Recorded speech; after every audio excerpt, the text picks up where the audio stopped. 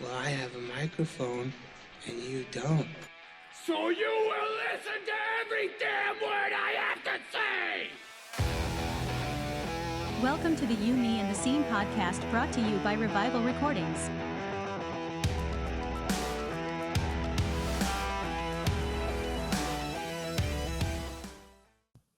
Hello, and welcome back to the You, Me, and the Scene podcast, brought to you by Revival Recordings. This week, we're down to two. Just me and Thrillhouse on the mics tonight, but we will be joined by Dennis from Alesana later in the episode, so that will be exciting and hopefully good conversation. I know we have lots to touch on. There has been so much drama since literally like the day after we recorded the last episode. Yes. So. I feel like the last episode we didn't have like a lot of updates, and since then there's been a lot going on in all genres of music, all general. So should we start with the smaller stuff first or do the bigger stuff first? Because I got a lot of notes. Let's hit the big one. Let's just start off with a bang. All right. Well, we can't not talk about Blue Ridge Rock Fest. Yes, which came right after the EDM. What was it? Right? EZoo that we also talked about, and how I remember saying, how do things go this bad? Like, especially for a festival that has been put on for multiple years. So, remember how everyone was calling When We Were Young Emo Fyre Fest? Yes. This was the real Emo Fyre Fest. Yes. So, it was supposed to take place September 6th, that Wednesday, to the 10th, that Sunday. But I guess there was a crazy storm on Thursday. The whole time I was researching this and hearing about it secondhand, I was under the impression that the storm happened that Saturday when everything got canceled. Yeah. No, I didn't realize that the storm was at the beginning of the festival and then everything else. Yeah, because I think, didn't the storm happen? And then I feel like I saw videos of people like waking up on like Friday or Saturday or whatever, and it was like kind of nice out. So they were like, oh, I'm ready for the day. And then it was just a shit storm after that. Yeah.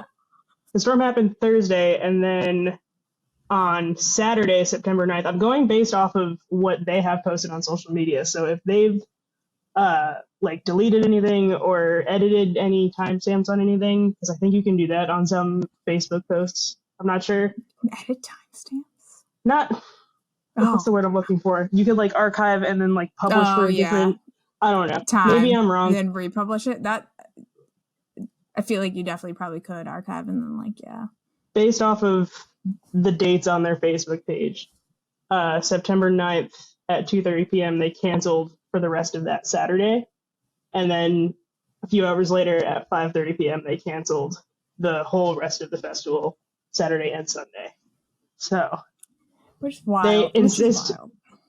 Right before we hopped on, they posted something on Instagram after like a week, 2 weeks of like radio silence. Yes. Literally, like an hour before we hopped on. Yes, we are recording at 7:50 p.m. on September 22nd right now. So you guys can go watch and look at those timestamps.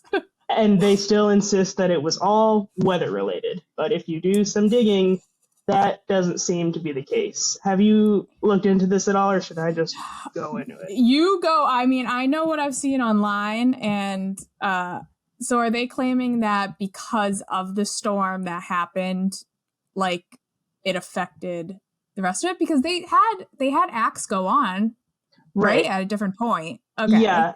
And I'm not gonna lie, that storm looked insane, and a lot of people were worse for wear after that. But according to, there's this huge Twitter thread, X thread, whatever, fuck Elon Musk, but there's a whole Twitter thread from it. They use this Twitter thread in I think it was the Loudwire article that I read, and a bunch of other places were citing this thread as the one with the most comprehensive list of complaints. It was Tech Cubs fan. I kept trying to type it into Google, and it kept wanting to say the Cubs fan, but it very specifically was Tech Cubs fan.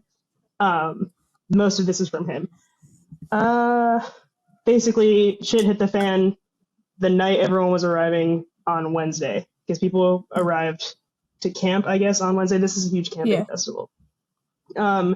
And people were saying they were waiting 9 to 12 hours just to get to their camp spot. So that's the first thing. I can't even like process that because like it's not like freaking Burning Man like we talked to. It's not in the middle of nowhere, right? Not I mean, that it's not what like was it? out of civilization. So like, Right. how are you taking that long? And it's like I've been to like Coachella and stuff where I didn't camp, but like my friends did. In the process, you're in, you park, like what? The Twitter thread, the person writing the Twitter thread said that it looked like they were super short-staffed, like security-wise, directing people to begin with, and then the people that were working were basically working overnight to get these people into their parking spaces, or their camping spaces. So like the staff is already kind of being treated like shit. He goes on to say that he witnessed, I don't know if he personally witnessed it. People were saying that security was going down with heat exhaustion, which off the bat, like, yeah. Let's see. I'm kind of iffy on the timeline of when the parking lots and campsites and shit started filling up, but people kept saying in different spots, people were being turned away at some point. Like they got turned away from one parking lot and they had to go into an overflow parking lot and then that was full. Oh my God. All this other stuff. Not really sure what ended up happening with that, but it's already from down to parking. It's a shit show. Shuttle buses. There were supposed to be. So when you go to this festival, you pay for your ticket, you pay for camping, and apparently you also pay for a shuttle pass. Which is, it looked like it was like $50 or $60, but people, I have to edit this video or edit this episode very quickly, so I may or may not insert a picture here, but there's one picture circulating of the lines for the shuttle buses, and it looks like it's like 3 football fields long, probably even more. People waited hours and hours for these shuttles to get from the campsite to the festival itself. Hey guys, Editing Thrillhouse here. I've talked to some people since recording this episode, and I didn't realize the shuttle buses are more geared towards the people who need transportation from the parking lots to the festival and not the people going from the campgrounds to the festival. The campgrounds were apparently only like a mile, 10-minute walk away from the festival itself, while the parking lots were like way further away, and the people parking are the ones who got screwed by this shuttle bus debacle. Also, side note, while I have you, I am so sorry for my audio quality in this episode. I'm going to try to edit it as best as I can, but I think I had my mic inputs mixed up or something, so please bear with me. And I guess this was also a problem last year. I had some friends who went last year, and the shuttles have just been always a huge problem. They just never have enough, and they're not running often enough. And they were promised, this is one of the specific promises that the festival made, is fixing the shuttle problem, and it might have been worse this year. Going along with that, there wasn't enough ADA space or enough ADA transportation for disabled people, so a lot of disabled people were stranded or waiting for, like, I keep wanting to say shopping cart rides, for golf cart rides. They said they were waiting 3+ hours. So that's shitty too. Let's see. I just like, that is like one thing I feel like consistent. There's either festivals that do it really well or are really, really fucking bad at it. And it's just like, there's things that need to be priority. You need to have enough bathrooms. You need to have ADA. You need fucking water. Like, we'll get to 3 basic things. Yeah. Oh yeah. So I've seen it, but I'm just like... The condition of, I guess this extends to the campsites too, but the porta potties, this person specifically said that the porta potties in the campgrounds, a lot of them filled up within the first 12 hours and were taped off, and then nobody came to empty them. So there was overflowing trash and porta potties in the camp area. There was trash everywhere in the festival. They were promised tons of hydration tents. There were 2 hydration tents. One of them was in the VIP area only. So GA peasant people only had access to 1 water tent. And this person also alleges that they didn't start passing out waters until people started going in ambulances from heat exhaustion, which... And not to mention, I'm pretty sure I did see which you might have also seen, is when they did have waters available, they were like fucking $5 a water bottle. Yep, that's Like, another point. That's another thing. Water is a basic need. Do $1 a water bottle. That's all you need, and you will still profit off that pack of fucking water. Welcome to capitalism. Okay? Welcome to capitalism.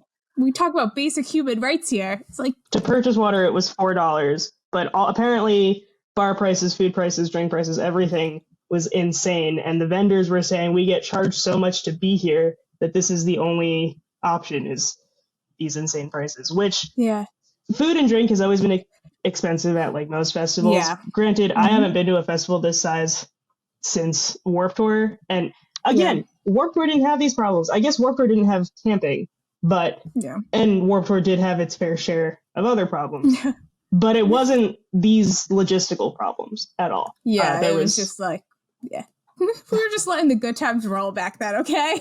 Right, but that was one of the biggest complaints from staff and from fans is there seemed to be no sanitation worker team, like, at all. It literally, like, Woodstock 99. Like, some of the pictures I saw, I was like, this is disgusting. This reminds me of that documentary. Like, how it's, and I get, like, I don't know, it's just hard for me to vision being at one of these and having it go so fucking bad, because the festivals I've been to, granted, it's been like, I've gone to Riot Fest, Coachella, when we were young, and then Kaboo, which is down in San Diego. And I mean, when we were young was just the one day, but all the rest of them are multi-day festivals. And like, granted, I don't camp because I'm just a bougie ass bitch that needs my shower, but so I'm usually in a hotel. But like, I walking around, like, I could never imagine like the bathrooms, like all the bathrooms in all those festivals were reasonably not that bad. I felt safe walking through fucking security. I had at Coachella, they checked like my tampons to make sure they were open to be like those fake things. And it's like, yeah, that's annoying. That's annoying, but it's like, I feel safe. So like to have like the lack of like all of those things, it's like, how are you fucking up this bad? Well, since the festival, going off of this bathroom thing, people have been reportedly testing positive for Giardia. And now when I looked it up with the Department of Health in Virginia, it didn't say anything about an investigation, but then I saw people posting about the Department of Health.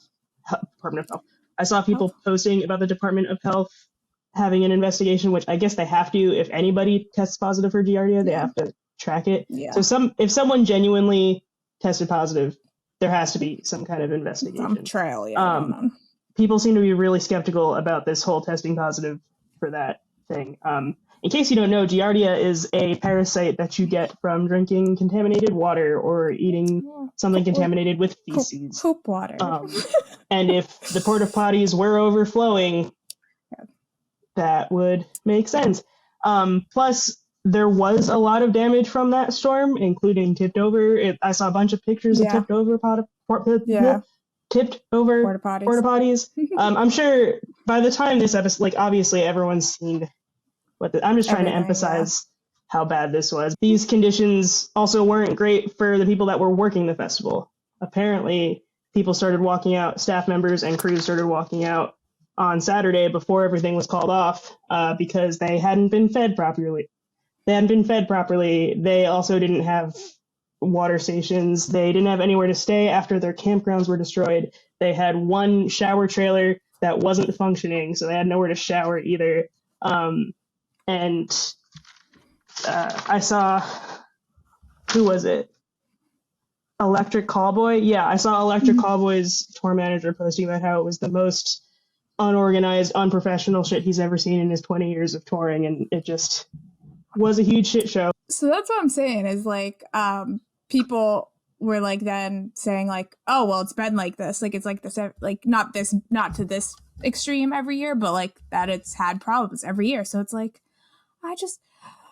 how do you not? I just like my mind can't process like not like you said how they said that they were gonna fix like certain problems like the shuttles and then just don't. Yeah, they How do you just also not? deleting and blocking commenters this entire time, and because people were complaining before it was anywhere near the cancellation, and everyone thinks that they ultimately made the decision to cancel the whole event only after the staff started walking out, not anything to do with safety, because when this storm happened, it became apparent that they really didn't have a set evacuation plan. So people were just getting wailed on by the sky and had their campsites destroyed. And like if it did come to just weather, like I said, like you were in Vegas, we talked about this multiple times, you were in Vegas the same time when we were young. That day it got canceled, and it was like that was a weather, like they can't control that. It's a safety concern.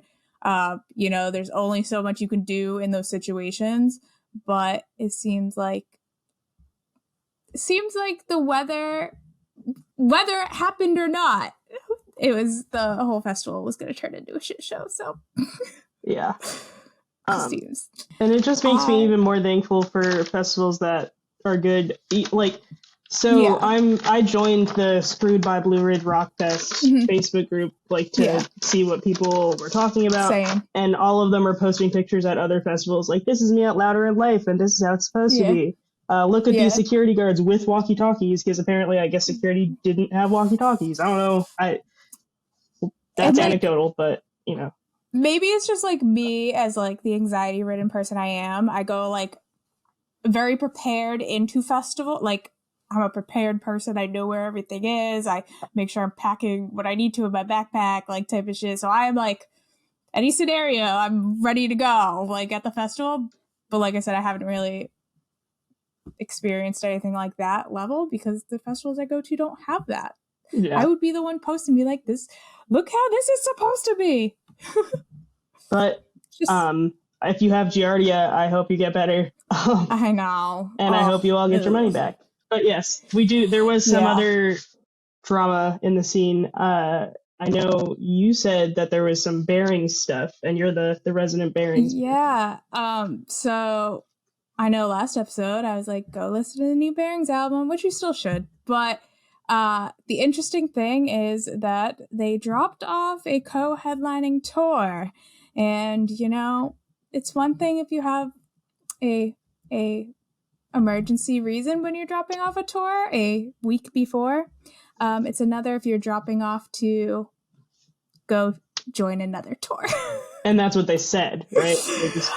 They did. They straight up said that they had an offer to join a different tour. Let me double check. I still don't think it's been announced what tour, but it would have overlapped with these dates. So they did, and obviously they're co-headlining. So like for me, I was about to buy tickets to the Boston show. I didn't, but I would have been going for Bearings. But I wouldn't have gotten my money back because there were like four of the bands. The show's still going on. Like it's like show's and still going on. The other bands are screwed in that scenario too. Because if all the people that were going to see Bearings decide to not go, that sucks. And I'm not going to pretend to know how contracts and shit work, but there's some contracts involved. I know they exist. And they have been posting like, still go support this show, still go see like this tour. So they were touring with Just Friends, and it does say some last minute changes in our touring plans for 2023-2024 resulted in conflicts with our scheduling that no longer allow us to perform on this tour. We ask that all fans please hold onto their tickets and help pack these shows out in support of Just Friends and their new album Gusher, and support the bands and promoters involved. So, also, are people like, are fans mad? Is that the vibe we're getting? I don't want to like. Yeah, I think it's also more just that they announced it the week before the tour started too. Yeah, that they were going to drop off. So it's everybody that was going to go to see Bearings on this tour, like was going for Bearings. Like I said, like I like Just Friends and Young Culture and stuff, but I would have like bought the tickets to go see Bearings out of all of those. So I think it's that, because you're not getting your money back if that's why you were going, which I've seen Young Culture and Just Friends, and you should go to that tour because they are fun to go see. So regardless. And they did have another band. I forget what band. They had another band, I think, hop on in place of Bearings now. Okay. But that's good. But it's just, I know we talk a lot about the inner workings and touring. You know, you kind of know ahead of time if you have a conflict. Yeah, usually I think it'd be different if it was like an emergency or something. I'm assuming are the bands like they're not posting that they're like salty about it, are they? Oh, Just Friends said, we were informed a week ago that Bearings would be dropping co-headliner run due to scheduling conflicts with another tour that they wanted to accept. Okay, so Just Friends is the ones that said. That sucks. Their decision puts us in a really difficult position. We decided to rally, continue on with the tour as a Just Friends headliner tour. I feel for them. So, and interestingly enough, these bands are on the same label. Oh, are they really? I think so. I'm pretty sure. Let me double check. I'm pretty sure they're on the same label, and they've toured together before, because I think last time I saw Bearings, they were with Just Friends. I'm almost positive. So it must be like a pretty big opportunity. Not that that's what I'm saying, because I think Young Culture has toured with Bearings too. I'd have to go back and look. I feel like I've seen them together because I've seen Bearings a few times. And so like it is like a little interesting that obviously they've toured together before on the same label, and that kind of inner workings happened, because I don't know if it would have to be a big opportunity, because I don't know if on our end as a label we would like. Well, I don't think we don't really get a say in what tours bands accept, or even what they're offered. That's more of a booking agent's thing. Booking. I'm pretty sure it's never been brought to my attention. But that would at least make for some awkward Christmas parties. Oh, yep. They're both on Pure Noise. I mean, maybe at least on Revival's end, I don't think that we have much say in like who tours with who or who accepts what. I'm sure we'd hear about it. We'd hear about it, but I think we'd kind of be like, oh, here. If it was this situation, we would kind of be like, what do you? If it was like our bands, I feel like which makes me think it might be like huge. Yeah, has to be big. That was my thought. I'm like, they haven't announced anything, but like, I would hope. I mean, like, I hope they have the opportunity to do that. And Just Friends is rallying, and like I said, they're good to go see. So I'm sure people are gonna go and have a good time regardless. But it is just kind of like a little shitty situation. One other thing before our guest hops on, again, happened earlier today. CJ McMahon got kicked from Thy Art Is Murder. Not only was he kicked from the band, but he was erased from their upcoming record entirely. And didn't that thing you sent me say that the new vocals were like an unidentified person?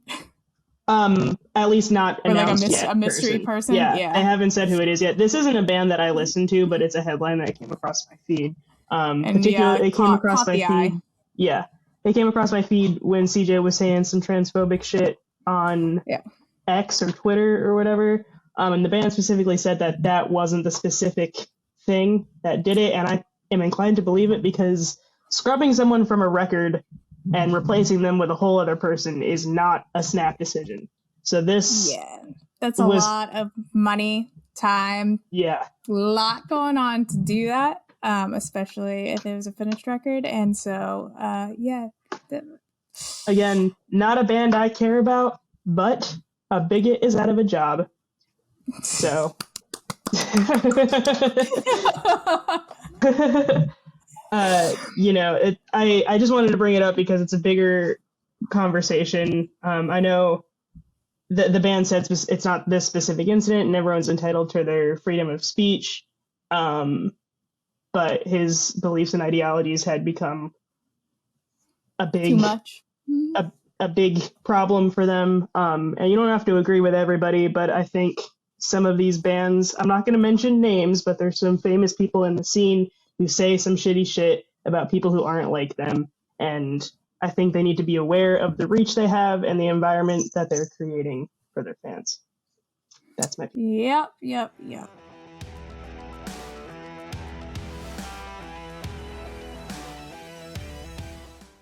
Welcome to the podcast, Dennis Lee. Hey. Yes. What's up, everybody? The third and final founding member of Alesana to join us.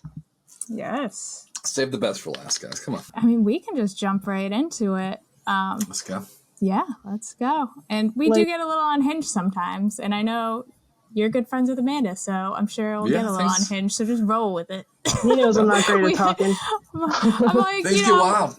Neither am I funny enough. On, so we were off topic all over the place at times. So it's fine. I could see that. Yes. Well, as the great Hillary Duff said, let's go back to the beginning. Because I have recently met someone who went to high school with Dennis and said I was in a Rocky Horror Picture Show number with him at a talent show. And then you told me that was when you figured out you could scream. So let's start there. That's how I learned how to scream. Yeah. Let's see. How old was I? 15? That sounds right. I had a crush on a girl at school, as young men do. But I could not hang out with her because she was doing a talent show thing with the theater kids, doing Rocky Horror Picture Show. So I volunteered to be Riff Raff with no background in that whatsoever. I have a visual arts background, but such things we do for young love. So I had to go down into my garage, and I was like trying to figure out how to sing like Riff Raff does. I don't know if you're familiar with Rocky Horror, but he has like a gravelly, like, and so I was trying to do that. And I was literally down there like drinking pickle juice. I don't know why I thought that was going to help, but I was trying to make my voice do that like gravelly thing, and I accidentally did a low growl. And I said, and it was just like one little baby low growl, but it came out, and it was like one syllable. And I was like, that sounds like, the bands I listen to. And so I just kept doing that one little low growl longer and longer, and I could finally make 2 of them in a row, and then just baby steps. I couldn't even high scream when I started screaming at all.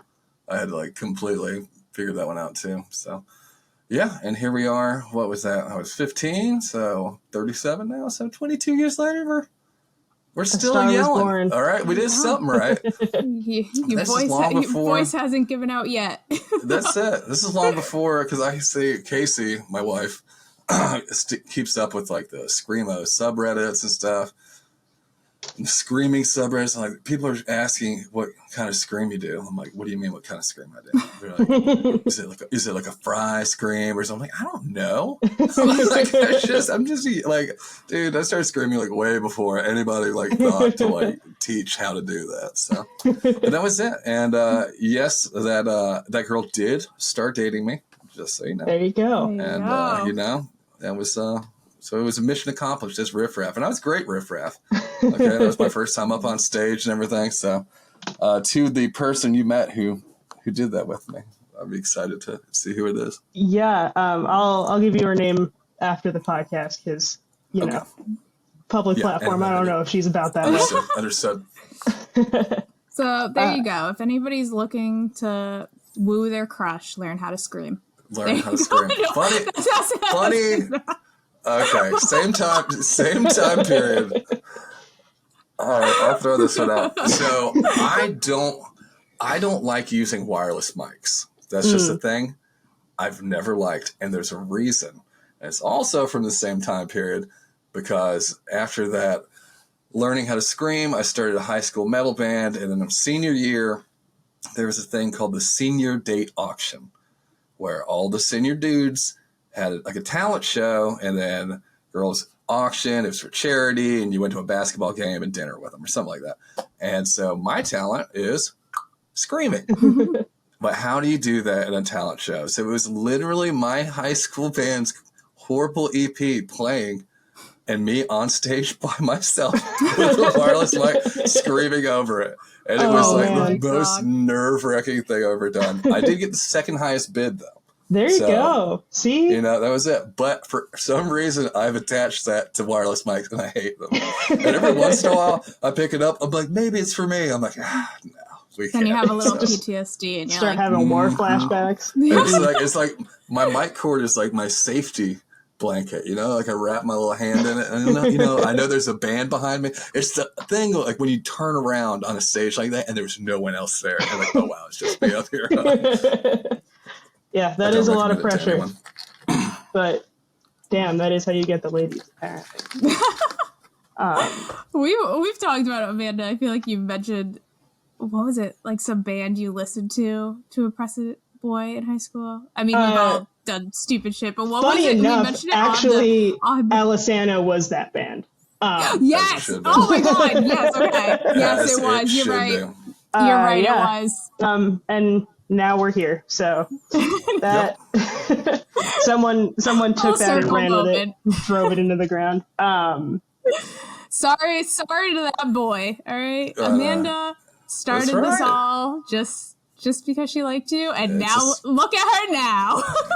He knows who he is. This is a test to see if he checks in on me. That's it. But yeah, you were saying that those were the kinds of bands you were listening to, and something that we talked about a bunch with Pat is you guys are all from pretty vastly different musical backgrounds. Yes. I'm not sure what happened to Sean and Pat when they were kids that turned them into listening to whatever that stuff is. I assume that's charmed middle class America that does that. But now I actually have a playlist where you can listen to all my high school music. Yeah, Revival put out and is expertly curated. It's a lot of metal, believe it or not. It's mostly metal. Although I will always say, and this is true, my number one favorite band of all time is They Might Be Giants. And it will always be They Might Be Giants. I thought you were going to say ABBA. ABBA is...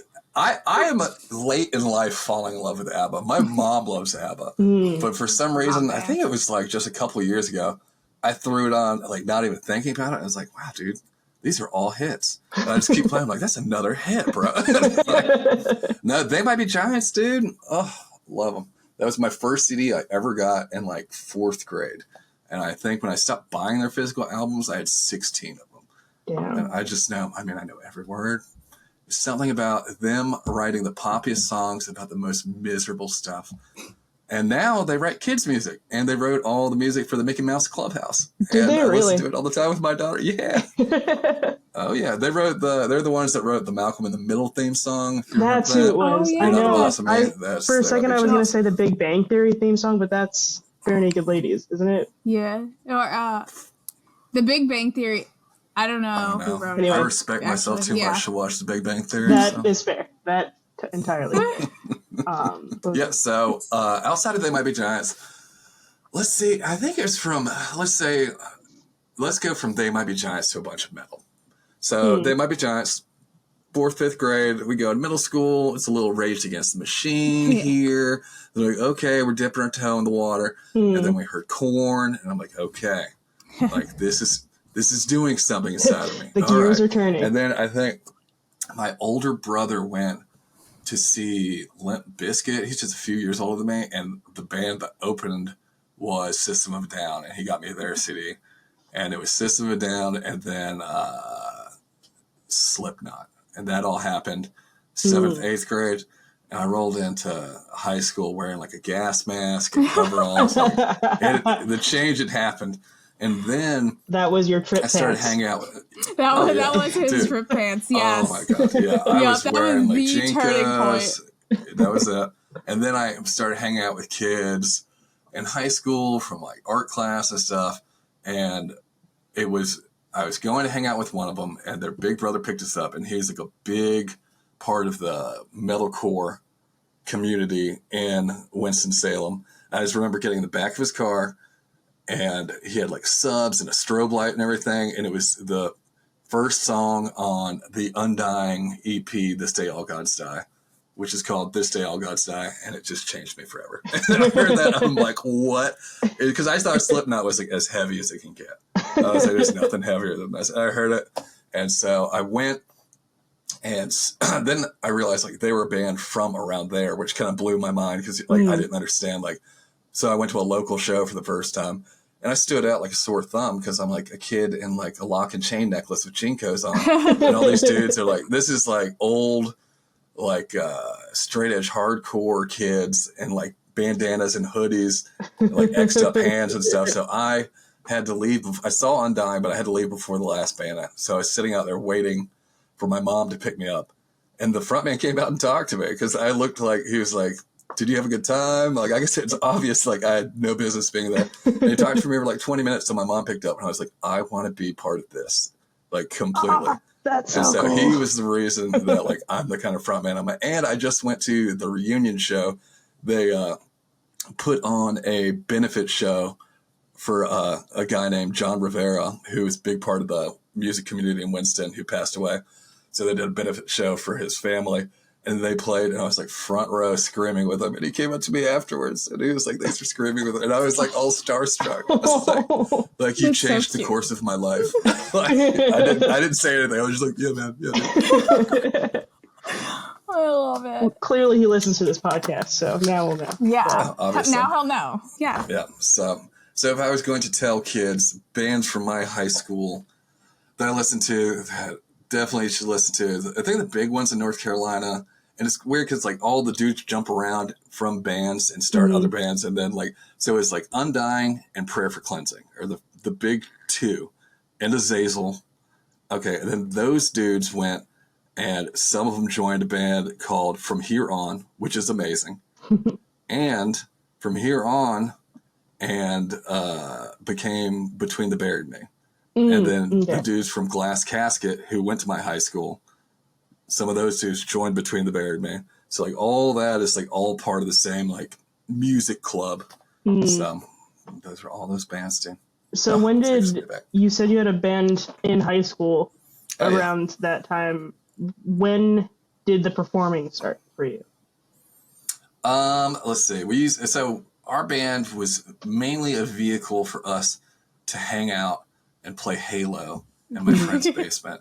And so we had like 5 songs, and we'd run through our 5-song set, and then we'd play video games, and then we'd run through the 5-song set again. We did play Ziggy's.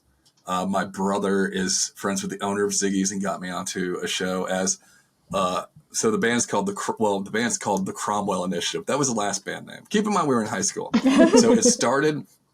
What did it start as? It started as Eris. Funny enough, spelled the same way my daughter is. Nice. Came back around. Then it switched to Sky's Wet Blood. We just kept changing the name. We're like, okay, we're Sky's Wet Blood now. And then it was Wake Up, You're Dying. Wake Up, You're Dying, or Wake Up, You Are Dying? You Are Dying. Okay. Wake Up, You Are Dying. And then the last is the Cromwell Initiative, which is a reference to an anime called Hellsing, which, ironically, the Alesana army design I'm working on is based on a character from that anime. So sick. Yeah. So, but we played my little sister's birthday party at town square in Louisville, because like I'm from Winston-Salem, but I'm like from outside of Winston-Salem, North Carolina, in like a small town, and there's like a little gazebo in like the park that we put on like a tiny battle of the bands with like our friends and stuff. And we played like around, I think we played outside of a pizza place on like a flatbed trailer with like people's headlights pointed to us. So we got a couple under our belt. Yeah, very much those vibes. Yeah, so I had all that under my belt, but then I went to college. So I went to NC State for product design and material science, which I'm glad I didn't pursue that, because I went for that with the interest in furniture, because my granddad and my uncle are both carpenters. They do like high-end furniture. I was like, I want to do that. And I was like, did no one want to like tell me like just get an apprenticeship and become a carpenter? Like, don't go to a 4-year university studying design. Yeah. So I was there, and one of my suite mates in college, his dad was loaded and was an investor in a restaurant in downtown Raleigh called Bogart's. And so we got 50% off from whatever we went. I said, that's the deal of a lifetime. Let's go. And we went and sat down and ate at Bogart's, and then my waitress came up to me and asked me if I was in a band. And that's when I was like, I mean, yeah, I used to be. And like, this was right. Actually, I looked this up because this was a week after I had put something on Facebook or like MySpace. It had to have been MySpace. Yeah, probably. That I wanted to start like another metal band in like Raleigh because like I was bored. And that's when I was like, yeah, you know, I was in a band, but I can't be in like a jazz band. Or no, that's what she was like. Okay. She's like, yeah, the bartender said you have the look, like, and he's looking for people in a band. I'm like, yeah, but I can't be in like, you know, his jazz band. Like I screamed. And so, you know, we went back and forth, and then I got Sean's number, and there we go. That's how they pulled me in. Nice. It was genuinely a saw you from across the bar and liked your vibe situation. Oh, yeah. No, I was, dude, freshman year of college. That was like peak.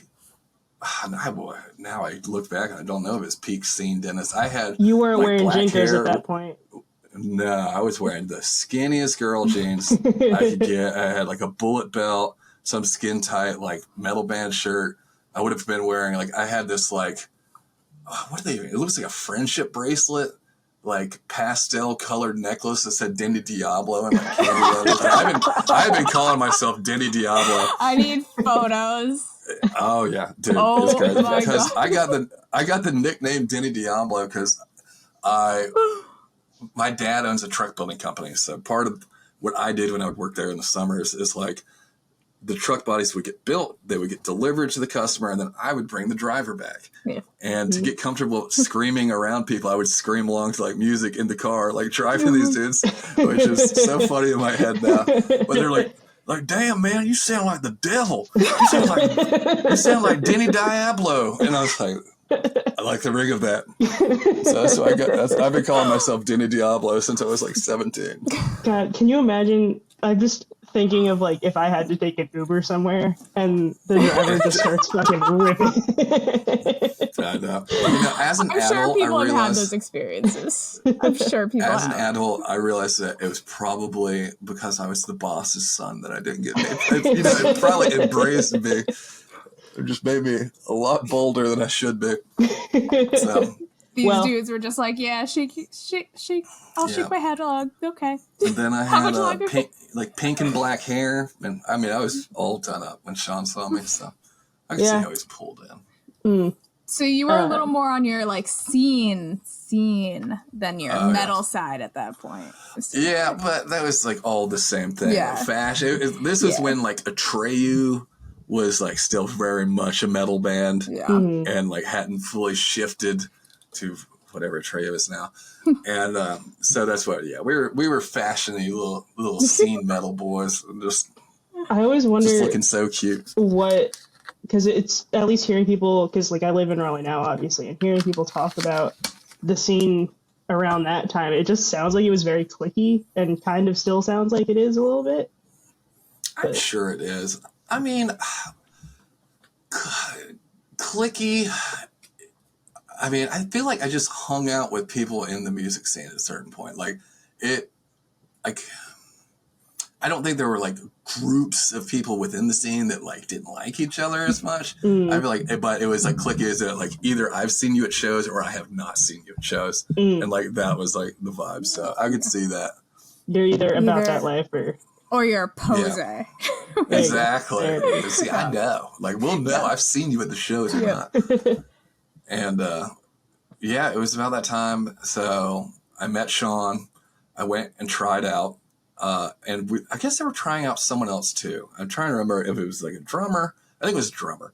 And they were trying him out at the drummer's employer, which was a limousine car wash service or something. So it was like a limousine rental company. And we were in the car washing building. And so we were there. I watched them do their thing, and I brought like my high school's EP and the lyrics printed out. I'm like, so this is what I sound like. This is what I'm saying. You get the gist. This is my brand. And it was the original bass player. He was like there, and he's like, well, let's hear one. I'm like, let's hear what?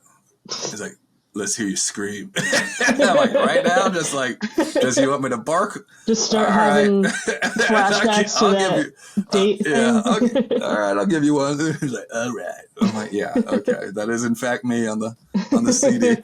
So, but yeah, then so I joined the band. I didn't even know what the band's name was when I joined. I realized I was in it working on music for like 2 weeks, and I was like, oh yeah, what do we call the band? Like Alesana. I'm like, all right, I guess so. I was gonna call it the Destroyer Hive or something sweet, but Alesana works. And then winter break happened for college, and I decided to stay in Raleigh at Sean and Pat's place to work on music stuff.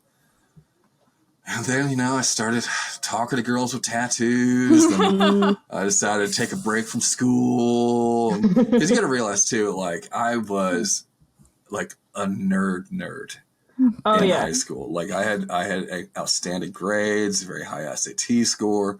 I was in, the National Honor Society, National Art Honor Society. I was president of the art club, all visual art stuff, all very nerdy. I hung out with my friends and played Dungeons and Dragons, Warhammer 40,000. Well, and so you say that you don't still do that now. Oh, I mean, 100%. I just have more money to spend on it now. But there was that moment when I realized that suddenly girls were very interested in me, and I was like, this seems more important than all those science certificates. I mean, I literally was in the state science fair. I was a Boy Scout for 11 years. I'm like, we're talking a real nerd. And so yeah, I tell my dad was so fucking mad. And he was like, if you pause school, you are cut off. 100% light switch. There are 2 rules under my dad. And he was an old school Southern man. And it was fair, but firm. Don't do drugs. Do your schoolwork, and then you don't have to worry about stuff. And he's like, just follow the rules. And I broke one of the rules, and he cut me off. And then I had to get a job at a coffee shop, a Cup of Joe in Raleigh. Nice. And I had to move in. I had to move in with the guys, and I was still after bills and stuff. And I was maybe $100, $200 a month. I was living off. So I was just eating ramen and begging people for stuff. And my dad saw me. I'd lost 30-something pounds. Damn. He's like, boy, are you doing cocaine? I'm like, I can't afford ramen. And I'll have your mother give you some money. I just work at a coffee shop. Yeah, I was like, I don't know what to tell you, Dad. I don't have any money, man. And somehow, 18 years later, it snowballed. It all worked out. It snowballed. That's it. Hey, I was right. I will say that was a fun moment for me too. Well, I went, for whatever reason, I was in Winston and I needed a haircut. And so I went to my dad's barber, who has been cutting his hair for 35 years. And so it was just an old man barber. And he told me that 30 years ago, he had asked my dad if he did his life over, what would he do? And he said, I'd be a rock and roll guitarist. And I was like, sick. Deep down, Dad's just thrilled. And I got one of the worst haircuts. It was not a bad haircut. The haircut was fantastic. It was the styling choice post cut, which was because the hair he got done. He was like, how's it look? I'm like, great. He's like, all right, I'll style it for you. And it was turned into a Zoolander. It was this pump. I'm like, what the hell? Just poured a bottle of water on my head. I'm like, all right, I'm going up. But this nice sentimental moment. And then you look at yourself. How's that? Hey, man, it's a lot. Styling has a lot to do with it. Turns the barber chair around. And you're just like, thanks. I love it. See, I always say that I want to make a drunk history style video about Alesana and have you and Pat act out all of the meetings and have the people in the band who actually drink do the voiceover. And do it that way, but I want that scene specifically in it with the barber chair. Okay, barber chair, dude. Noted. Well, let's talk about when Alesana really started touring. and how we got into that Okay. era. Let's see what I remember. Like of it. being Alesana, you know? So you went from Okay. rehearsing. I've heard about the practice space in Raleigh, and all of the beginning. The Morning Star and all that jazz. Okay. Yeah, Tragic Hero, all that stuff. When did you guys Okay. actively start touring a good amount of the year? Okay. Let's see. So we used to play, just like get on any show in Raleigh we could, and we just played and played and played and played. And this was And then we after started- a year of just practicing and writing, right? Yeah, we really did. That's so weird when I think about it, but yeah, we really did just like work on stuff, and like it was fun though.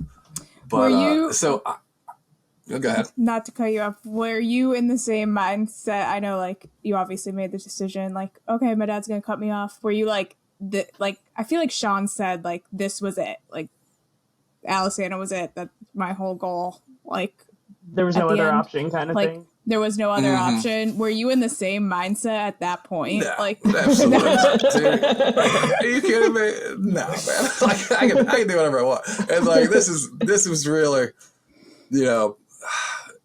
or you were just Alesana like, from- this dude just asked me to be in a band and I'm just rolling with life. No, I really liked it, and it came at an important time because that was around the time where metal had really started to shift from like the kind of metalcore I grew up listening to where people just started playing breakdown after breakdown after breakdown. And like it went from a breakdown being a part of a song to like these like nonstop breakdowns. I'm like, dude, this is so lame. I don't even know.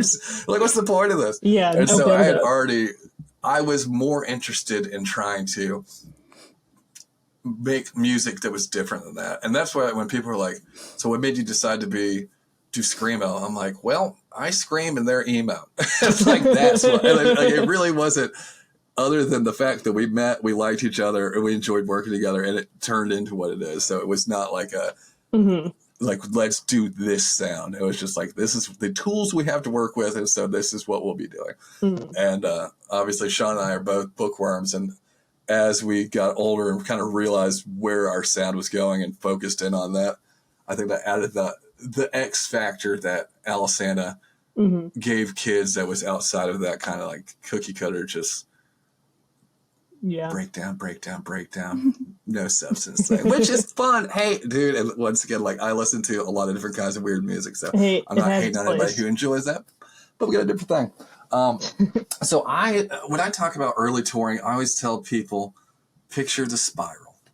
Picture the U.S. map, and then picture Raleigh, and then picture a spiral coming out of Raleigh, and that's exactly how we did it. That we played a whole bunch right in the middle, and then we kind of spun out into North Carolina, where we're playing all over North Carolina, and then into the Southeast, and we jumped on some early tours. I remember tour being an extremely loose term, but we did like a 5-day run opening for Dog Fashion Disco. Oh my god! I don't know if you know who that is. I do. Everybody look that up. And I want you to know that I was, and they were like, this is early Alesana. We used to never, there was a rule you could not drink until after we played. Oh yeah, I've heard that. Sober that going rule on. has since gone out the window in case. Yeah. Oh, please. Yes. But so I remember them making fun of us. And so I'm like, what's up, guys? Don't you want to drink? We're rocking and rolling. I'm like, no, we don't drink before we play. And then we went out with Crash Romeo and Across 5 Aprils. I remember that. I love the Crash Romeo guys, too. And like some of their crew, we ended up having Monkey worked for us for a while, driving and stuff. But that's like that was my introduction to Jersey pop punk kids, which is like its own thing. It's like its own thing. But like all of them ran around with big wig and all that, and like that was like their whole thing. That was great. And then I can't remember. I cannot even remember his freaking name right now. We had a booking agent / manager dude out of Houston. I cannot remember his name. Okay, whatever. And so we started playing a lot of stuff in Texas. Like where we would keep getting out to Texas and playing there. And I mean, we still do extremely well in Texas, and I mean, a lot of it might be from that earlier stuff. But so early touring Alesana included real janky tours and a lot of VFW halls, like a lot of like that kind of touring. Where I distinctly remember quite a bit, like, wow, man, we've been really beating the hell out of these VFW stuff. And then, you know, I think the big switch really happened after we did the talking to Uncle Chava in Mexico. He hit us up on MySpace and asked us to come down there and play. And we were like, yeah, let's do it, you know? And we went down, in that video of all the kids singing Apology back to us in Mexico blew up on like MySpace, and, you know, record label saw it, and then we started getting bigger tours. I said, that was a good move on our part, rolling the bones and just showing up in Mexico, because we were like the first ones that did it. Yeah. It's like, hey. And now every day I get comments and likes Come to Mexico. We try. Okay, and this should be known for anyone watching this, but we have been supposed to play Mexico over the last like 5 years, probably 4 times. And like Mexico and South America, and it is just such a volatile market that these promoters fall off the face of the earth like a month or two before it's supposed to happen. So I don't want anybody in Mexico or South America to think we don't like you, because we love you. And I love playing Mexico, because who would not love going on a trip to Mexico and doing their favorite thing, which is playing for you guys. But it's just so hard to pin this stuff down. So, you know, if you hear anything about Alesana coming, be vocal. Let them know that you will come if we come, so they're forced to follow through with it. But yeah, and those fans are the most passionate people I've experienced on the internet. Yeah, dude. Oh yeah, nonstop. There, that's a sound bite right there. We are posting that clip so that they know. Right there. But I was asking about early touring to reiterate the fact that if you've never seen Alesana live, first of all, I don't know how you got to this episode or why you're listening to this, but the way they navigate around each other is truly fascinating to watch, even if you don't like the music. That's how I got my dad to come to the Pensacola show last tour, was saying, like, you really need to see how they navigate around each other. And I want to hear about some collisions and accidents from your side. Because Pat told us some good ones, and it seems like you're a little clumsy there. I wouldn't. Do you just get too? Do you get too into you're in your zone that you don't know what's going on? I'm the X factor. Okay, a lot of these dudes, a lot of it's very choreographed, and I too have some parts where I choreograph. But outside of that, I just let my heart guide me around that stage, and I just try to put myself into the little stories that I'm screaming and let that carry me away. And sometimes it carries me into a lot of trouble, but that's how I perform. And it probably did carry me into a lot more trouble when I was also blackout drunk most of the time on stage. That's fair. That is fair. For anyone who doesn't know, I quit drinking. We're closing on 8 years ago. 8 years. Congratulations. So that was a whole different experience, learning how to play sober, which was a little bit of a shift, but, you know, we've made it through there. But, so I definitely try to keep it as raw and real as possible, and it does get me in trouble. I've been knocked unconscious a couple of times. And, nice. I don't know if Pat discussed the most famous is the mic spin incident and the guitarist who will not come forward. Yes, he did. He mentioned it from his perspective. Yep. Yeah, that was just like, man, I was nailing the biggest mic spin. I got so good at it, man. I'm trying to remember who I had watched. Oh, some vocalist. I can't remember. It was like Story of the Year or something. Who has the Taking Back swing Sunday? the mic cord like Taking yeah. I'd seen that. I'm like, I want to do like crazy mic spin. So I started like big. I mean, like, we're talking about like 10 feet of like mic, and I was like doing it at like an angle so I could like spin it. I was like ripping it and walking across the stage, and yeah, somebody stepped on the cords. So next thing I know, I'm like walking, and the trajectory of it just boom. Like, you could see the spiral. We come back. It turned into a spiral, and my face was animated. I just remember like it just like everything went white for a second, and then vision like what? Oh my god! And then just like blood pouring down my face, and I just like still have a little scar up on my forehead. So what point of the set was it? Was it like, did you finish the I set? think it was just the mid. Oh yeah, I mean I kept going.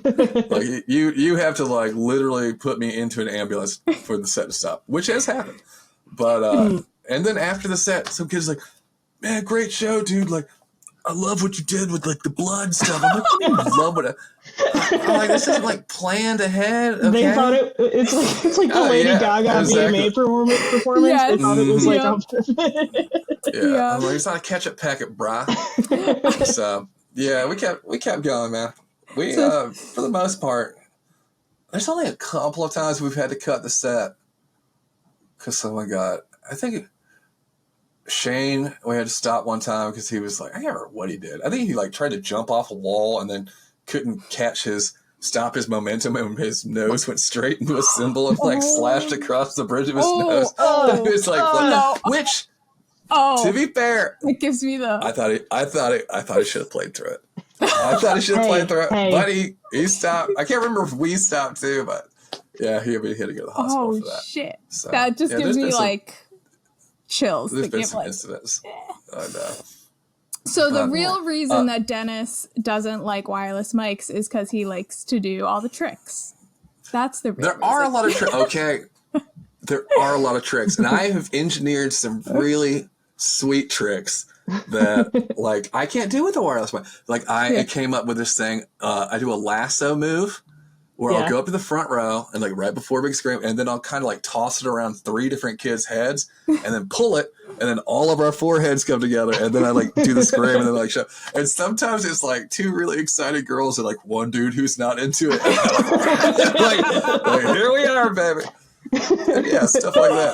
There's just so many fun things you can do with a mic cord. You just can't do with a wireless mic. Yeah. Some dudes like that. And okay, low key, it's kind of my frontman flex too, because like a lot of people up there was like, you got your wireless mic and all that. I'm like, I've got an SM58 on a mic cord, and that's all I need because it's raw talent. Okay, because I'm an animal. All from this body. Because I'm that good. That's it.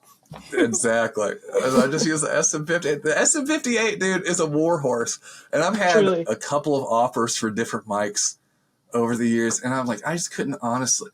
I wouldn't be able to be honest and say that this is the mic for me because it's not an SM. Sure, if you hear this, I am SM58 all day, every day, and it will only be an SM58. It's the only one that can take the damage. The beta can't handle it because it's too fancy. It just needs to be the SM58. It's like Harry Potter choosing his wand over here. Has to choose. I know. Yes, it did. It is just indestructible. That's the magic of it. I love it. I wasn't sure if didn't have it written down, and I wasn't sure if you'd be comfortable talking about the transition from, getting sober and playing sober. Is that something you want to talk about? Yeah, sure. Yeah. So my first tour with maybe y'all... some of the other guys in my band should listen to this. My first tour with y'all was your first sober tour. So I didn't know any different. Yeah. That's so funny to me now. When I tell people, especially like in my normal day-to-day life, like let's say when I'm just at home off tour, like there's so many people who have never known me as anything but a guy who doesn't drink, which is cool. And I'm like, it's just funny because like it's such a different version of myself because I was an absolute fucking animal. Yeah, let's talk. The drinking problem itself is very easy to end up with in a touring band. I'm not going to chalk it all up to the touring band because there are definitely a lot of other issues at play.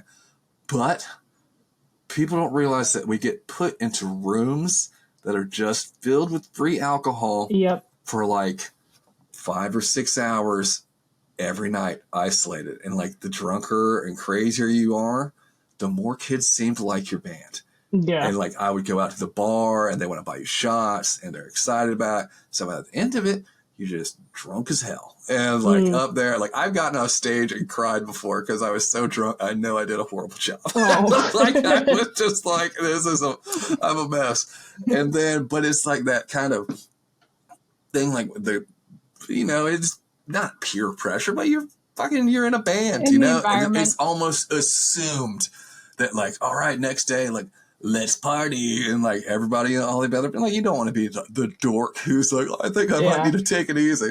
So it's easy for it to escalate. And then the next part of it is, nobody ends up in music normally because they're 100% put together. Yeah.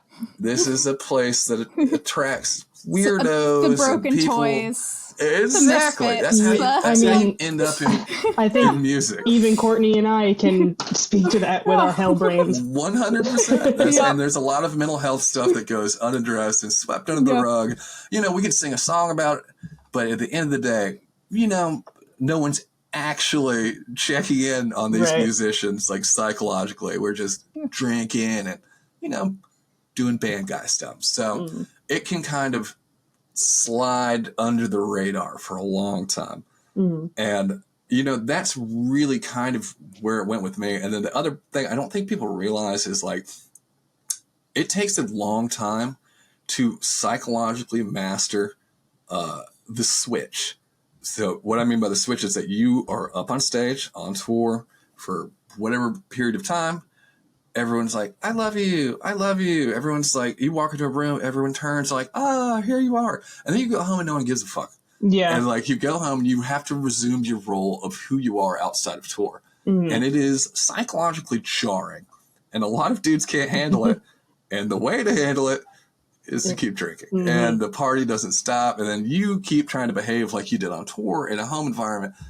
And people kind of like, oh, he's just a rock and roller, I guess. But like, it is not healthy. And like, I would be going home from tours and like riding this. I had this Honda Ruckus, which is like this way over the top expensive tricked out scooter. And I was like, because I was trying, like, talking to somebody the other day.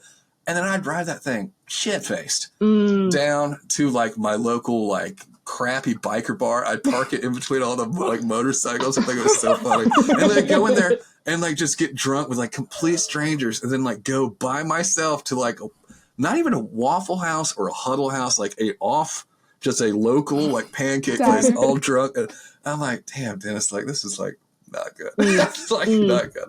So a lot of those things. So, and the reality is that all of it kind of never solves itself, because then you go back on tour and you're like, okay, I'm fine for now. Then you get home and it's that much harder and all that. And then finally it was when I think my wife now, Casey, back when we were still, I don't think we were even dating. I think we were talking romantically, but as friends. And she called my mom and she was like, he's either not going to talk to me again, or because I was like so drunk. I was like, I couldn't make it home for Christmas. And I like called my mom, was like, sorry, I'm like sick or something. And like, it had really gotten out of control. So my mom came and talked to me and I was like, all right, I guess like I'm a mama's boy. I got mama's boy tattooed on my hand. So I was like, all right. She took me to a detox place. And they had to put a wristband on me. I didn't find out until I left, because like detox was me getting locked into a facility for like just under 2 weeks until I dried out and they could monitor. So if you're listening, okay, I've had a lot of people since I got sober ask me about it. I think because no one thought I would ever get sober, because I literally drank everyone under the table. I really did drink too much. And so when people ask me and they're interested, I think a lot of times people considering quitting drinking but are having trouble. The reason you're having trouble is because it'll kill you. It can easily kill you if you completely go sober after you drink as much as a touring musician does. So that's why a detox facility is necessary, because they monitor you and they give you some medications and stuff that help ease the transition. But I got a wristband and I finally found out like halfway through it was my fall warning wristband, because when I rolled in there and I hadn't drank for like 12 hours or something, I blew like a 0.2 something. Like damn. I just was alcohol. Yeah. And so, and then after I got out of there, it was a lot of, lifestyle changes, lifestyle choices and stuff. I didn't immediately go back on tour. It was very nerve-wracking getting back on stage. It was very hard. And I'm not going to lie. I'm not going to sugarcoat that at all.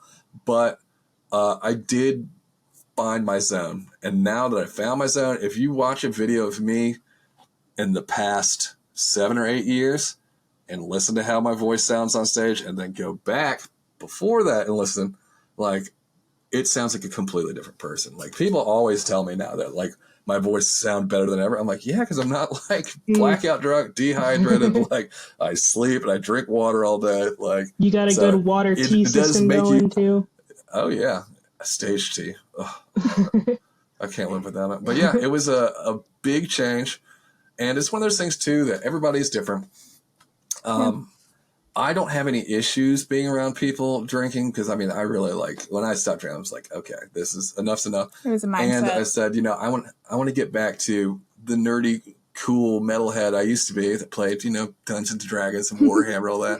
And so that's why I have, like, really expensive gaming chairs and stuff. I have a tracker that tells me how much money I've saved.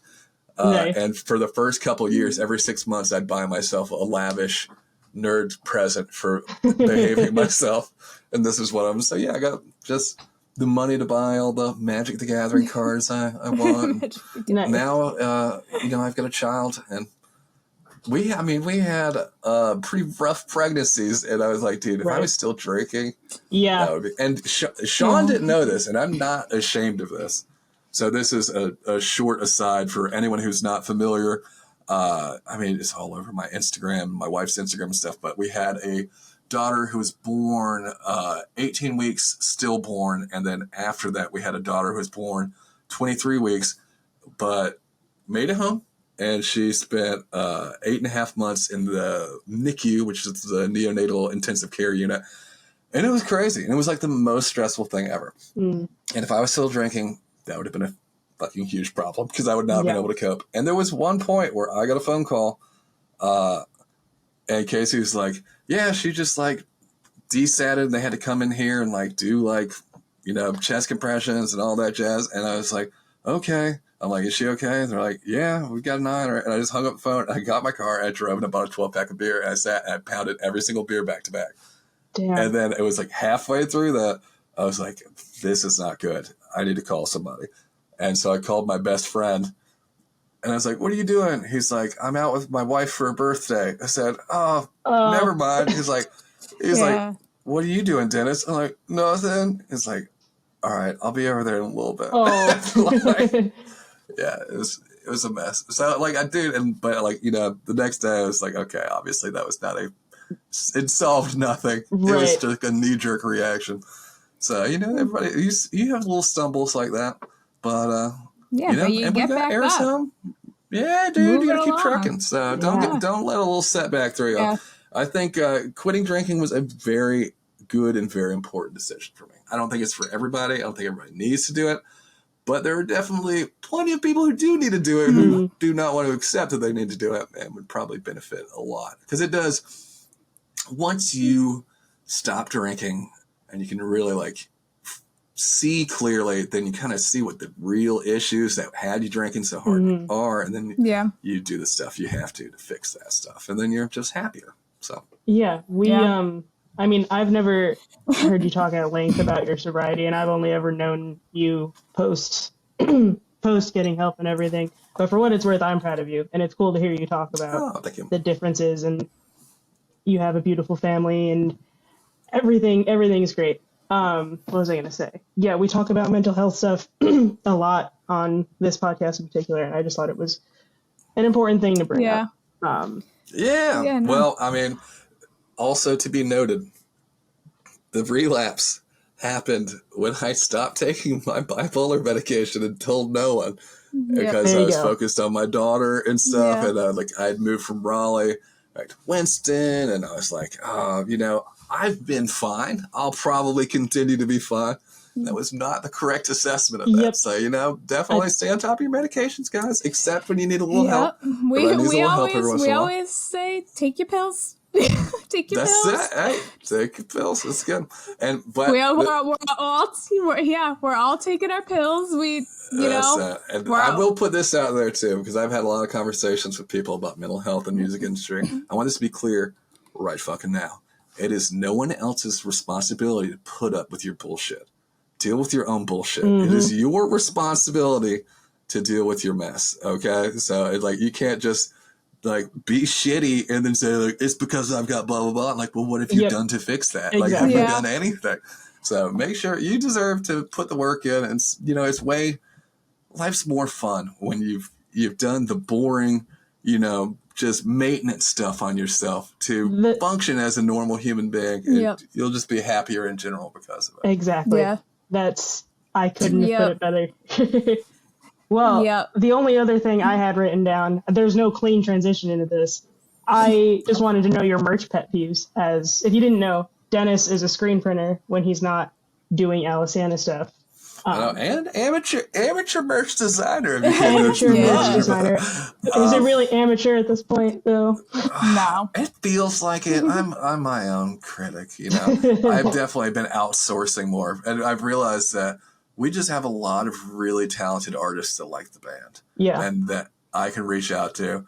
And they come with their own, like, the girl, we had a girl do, we're working right now. So anybody who doesn't know, we moved a majority of the Alesana online store in-house. It's done by my wife and myself. So it's printed by me. She's shipping it out. Both of us work together for a company called Holy Mountain Printing for a long time, which is a black metal merch company. And she's had experience at other merch companies. So if you decide to buy Alesana merch, go to alesana.store and it comes straight from us. Yes. But we're working on getting some Halloween stuff together. Yes. So we got some vampy things. Michael the Vampire's rubbed off. I'm like, some vampire stuff going. So one of the designs, actually two of the designs are the same character but different interpretations. For anyone who's ever watched Hellsing, the anime, it's about like vampire hunters, and one is this sexy police girl turned vampire, and she. I talked to a very talented tattoo artist who turned her into a t-shirt, and she's got like blood dripping out of her mouth and stuff, and her little Alesana Army soldier uniform is sweet. And then I can't remember what lyric I said to use on the back, and she's like, can I use the taste of blood turns me on? Because that's like my favorite line. And I was like, sounds perfect. And I was like, that's sweet. Like, she has her favorite lyrics that she wants to run with. I'm like, I'm all for it. So we've got that in the works. My merch pet peeves. Or like trends that you think should die. I'm not bashing anybody's specific trends. There are definitely our audience is like 14 people. It's okay. The funny thing is, I learned a long time ago that I have no idea what kids want. And every time I'm like, this is gonna kill it. Every design I've ever said, this is gonna kill it, has never killed it. It is always like we've had. Just, and especially as technique stuff. Like I remember one time I'm like, we're going to do a t-shirt with foil. So foil printing is like you print the whole shirt. At the end of it, certain parts of the image you print an adhesive coating on, and then you take it off the press and you take it over to a heat press with like a literal piece of foil and put it on there, heat press it, and then peel the foil, and it's like that shiny. And like, dude, no one fucking wanted that thing. It's like, it's so labor intensive. I'm like, what are you talking about? I digress, but yeah, so most of my ideas, it's always like, and there's going to be a lot of bands that feel this way, the cartoony monster shirts. Like every dude like hates in the band, and like, hey, but kids love them so much. I'm like, you have to do it, bro. Like that was like the look from like that era of Hot Topic. And so that's when I had that design done for our last tour with all the monsters and stuff. Yes. Kids love it. So kids love it. And I have a question about those monsters. Back in like when Hot Topic was carrying those things, did designs just show up and you guys didn't know about it? Did you guys have any hand in that stuff? Or no, someone at some point had to approve stuff. It usually rolled through management. And then like we'd see it through like which one, and like every once in a while, keep in mind I was drinking a lot back then. So I would dip in every once in a while and say, I don't like that. I like that. Yes, no, yes, no. And like, so it's a little muddy on like whose design it really is. Is it like Hot Topics or is it ours? Because blah blah blah. But like a lot of that stuff, like for a long time, was just like they would show up, and I still see people with shirts. I'm like, I have never seen that design. Like that is not an uncommon thing whatsoever. So yeah, it would be an honest thing that I could say, like a strong number of those shirts that went in Hot Topic I had never seen before. Because there were some random, not even just for Alesana, but like across the scene.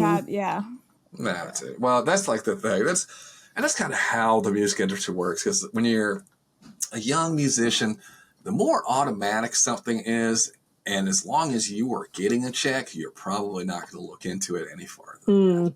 And you're happy. So a lot of management and, dudes in the music industry try to keep it as seamless as possible so that you're happy, then everyone's happy. And keep the talent happy. There you go. Exactly. So that's kind of how it rolls. Nice. I do, go ahead. Before we go on to anything else, have to ask about these dad weather updates, Amanda. And Oh. that I hear about. Yeah, so... I don't know why that was so funny. One of something we that... always get the dad weather updates. Right. We, over the past year or so, our tour chat, anytime there's a hurricane coming, Dennis is the first one on it. And I remember the last show of the first leg of this trilogy chapter, this storm came rolling in, and Dennis was just like, it's happening. I'll make weird videos. I try to make them real boomery, where it's like too close on my face and stuff. And whenever I write stuff, I capitalize like the wrong words on purpose and like in bold to make it like really have that boomer feel.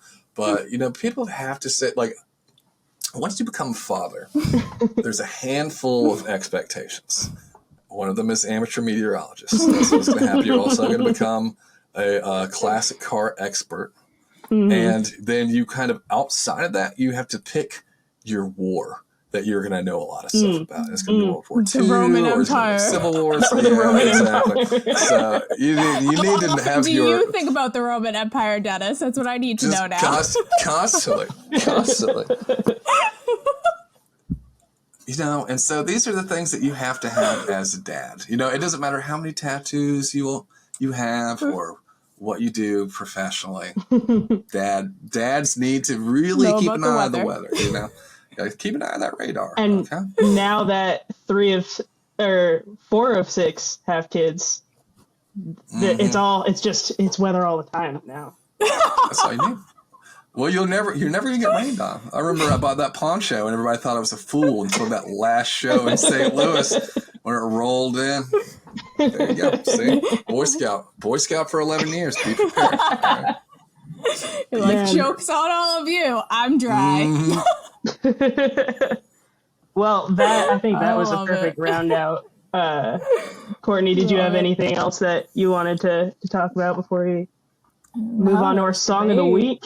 I don't think so. I was the whole conversation. I've been waiting for the weather update, so it's fine. See, I was like, now you want to know. Everything else, right I'm now. Just like. Well, I'm in Boston. Right now, I don't know if you keep up with Boston weather. You're gonna have to start doing like multi-city. The over whole here. East Coast, we're getting a pretty tropical storms coming in right now. Yeah, I think we got events. I was supposed to go to like a book thing downtown with Ayers tomorrow, but it's gonna be raining all day because you got that tropical storm coming through. Damn. Okay, it messes up plans, guys. Weather's a real thing. Right, you gotta keep your eyes on it. Hey, weather's scary. All right, natural disasters are scary. They're no joke. Okay, they're no joke. For real. You don't realize long list of things that give me anxiety. There you go. Yeah. Mm-hmm. Well, on that note, song of the week, Dennis, would you like to go first? Song of the week. Okay. This is one that you will know, even though you don't realize you know it, Amanda. My song of the week is from the VIP meet and greet coin flip game. The song that I played every day when I came out and did it is a song called Dawn of Victory by Rhapsody. And it's power metal. Everybody listening, I don't know if you're familiar with power metal. Most people only know Dragon Force, which is kind of a hyperbolic version of it, but Rhapsody, also known as Rhapsody of Fire, because they got sued by the music service Rhapsody and tried to steal their name, is an awesome power metal band. If you heard me talk about D&D and Warhammer and nerdy stuff, and you said, that's who I am, I said, well, there's a genre of music for you. It's called power metal. Yep. And they literally have an album narrated by Christopher Lee, who is the actor who played Saruman and Lord of the Rings and played Dracula and all that. He narrates from there. This is a real power metal band. So if you want to jump in, Dawn of Victory, great song. There's just a bunch of great albums. So that's it. If you ever need to have a really dramatic coin toss, that's the song to do it to. That was still my favorite part of it. And I loved how much Shane hated it. I think it does. I think power metal might represent just like the antithesis of who Crump is. Oh yeah, it's just like the polar opposite. 5,000%. Yeah. It is not lo-fi, synthwave, dark wave. It is just balls out, like covers with shirtless barbarians and swords, just battling for freedom and light. Okay. Yeah, that is that is the opposite. Courtney, would you like to go next? Yeah, should I throw out? E did send us one to add to the playlist. Yes, E is hosting an emo night right now. Yeah, tonight and tomorrow up in New York. Nice. I mean, this will come out after it, but if you were in New York and saw E doing her thing, there you go. Rock Good it. for you. There you go.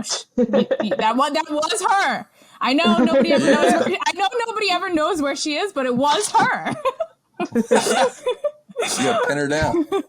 Hers is Zach Bryan, Smaller Axe. It's one of his new songs from his album. So she always throws out the country every once in a while in the playlist. So I don't know if I didn't know if I was supposed to tell you a new song because the song I mentioned came out. You can do any. Oh no, it could be from any time. Okay.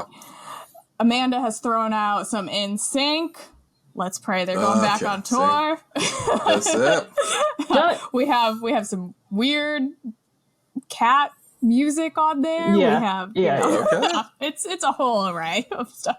Love it. I have feelings about the NSYNC reunion that I won't get into now because we'll be here all night. But don't worry, we'll have another show. I got you. All right. On the next episode, hear Amanda's thoughts about NSYNC for 3 hours. Courtney, what's your song of the week? And of course, I gotta go with Olivia Rodrigo, and I'm gonna do "Love Is Embarrassing," and just do a quick shout out. Fuck Ticketmaster again, because I didn't get picked to get tickets.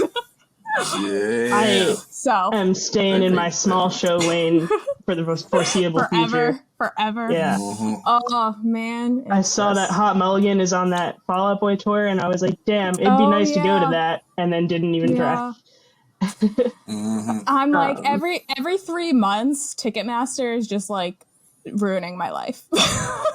It's like, well, I catch a lot of flack. Something's got to give. Something's got to give, bro. Justice for Pearl Jam. Justice for Pearl Jam. My song of the week I thought was very fitting. Mallrat by Dury. You might be familiar with them because they went pretty viral last year with their song Look Who's Laughing Now. Last week they put out the full record that song is attached to, and Mallrat talks about the air smells like hair dye and I could only see out of one eye, and all these really fitting lyrics for this podcast. So I love it. Nice. I remember you talking about them last year. Yeah, they're really, really good. The whole album's good. I'm gonna throw one more in just because my buddy who I screen print with every day when I'm not on tour, guys, I'm printing t-shirts, and Danny is the biggest Blink-182 fan, and that new Blink-182 song came out, and like I see everybody talking about it, I just give him like he likes Blink-182, but I make it sound like he's like in charge of their fan club and stuff. I just give him so much shit. I was like, man, I didn't get the newsletter, man. The new song dropped and everything. But like everyone is just talking how good it is. So I did. And I don't even know what the name of the song is. I don't even know what the name of the song is. But that new Blink-182 song, Danny, I'm thinking about you. Okay? I did mean to mention that they dropped a new song on our updates Yeah, But we our got updates are all talking about about other things. Blue Ridge Rock Fest. So Yeah. that's where all that time Yeah, is. yeah. But Oh, that's a whole different episode. I don't think yeah, you guys that's a have whole all- other thing. Amanda had her man. notes ready to go. You Yeah, I have fully it was a front whole, and back. No kidding. I feel like But yeah. this is usually the time that we give the guests to plug things, but I feel like anything that you're going to plug is stuff that I'm going to plug too, because we are going to be on the same tour, obviously, in November. Yes. Yep. Anything else you want to mention before we sign off?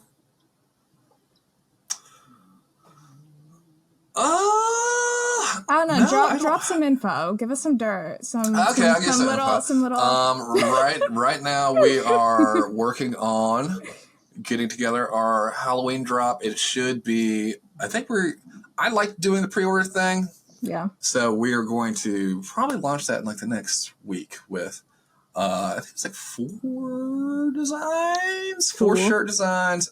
We're definitely doing a sweet Halloween themed tote bag so that you can use it for trick or treating if necessary, or to go get your groceries. But we're going to drop the pre-order for that in like the next week, and then have that stuff out by mid-October. And the pre-order works like, I think we throw in like extra goodies. If you pre-order an item, you get pre-order exclusive. You can get a pre-order exclusive, or you can pre-order the normal store version. But the limited pre-order variant only exists for the window of the pre-order. And we did it pretty long last time. We're doing it like 1 week this time. So if you want it, get it, because it won't exist after that. So those will be going out. And then, we got some more stuff going on with the web store. My beautiful wife who runs it, had a meeting with the owner of the company I screen print with, and she came home with a long list of things as far as like umbrellas and like just crazy stuff. Like, did you know we could get this? I'm like, here we go. So, a lot of dad hats were talked about. So I know there are dad hat people. It's not me. It's not me either. I got a giant I've got a lot head. of flack about it. Yeah, the dad hats are coming. Okay, and some youth size stuff. So it's all in the works. And just for the record and clipping purposes, can you confirm that there is music being written so that I'll stop 100%. asking? Yeah. I was gonna say Sean's favorite line for Dennis. We're working on stuff. That's Listen, it. we're working on stuff, guys. No more, no we're less. working on That's stuff. it. Okay. That's all you know. All right, it's there. Not that you need to stop asking for it. It's just maybe be nicer about it. That's all.